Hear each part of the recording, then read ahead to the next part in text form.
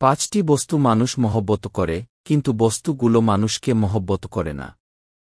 মানুষ 5টি জিনিসকে খুব বেশি মহব্বত করে, কিন্তু স্বার্থপর বস্তুগুলো মানুষকে মহব্বত করে না। বিপদের সময় মানুষকে সাহায্য করে না। কঠিন মুসিবতের সময়ও মানুষকে সাহায্য করবে না। বড়ই স্বার্থপর 5টি বস্তু। নাম্বার 1, ধন সম্পদ। নাম্বার 2, শ্রেষ্ঠত্ব।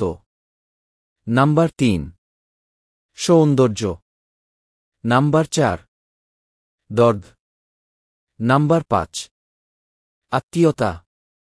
মানুষ আজ এমন কিছু জিনিসকে ভালোবাসে যেগুলো শুধু স্বার্থে পাশে থাকে, বিপদে নয়।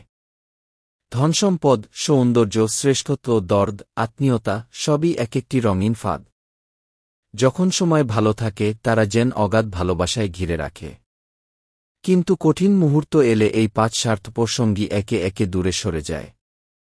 তাই আসল ভালোবাসা সেই, যা বিপদের সময়েও সাথ ছেড়ে যায় না। সেটা হল আল্লাহর ভালোবাসা, ঈমান, আমল, তওবা আর নেক কাজ। আজই চিন্তা করুন, যাদের আপনি ভালোবাসেন তারা কি সত্যিই আপনাকে ভালোবাসে?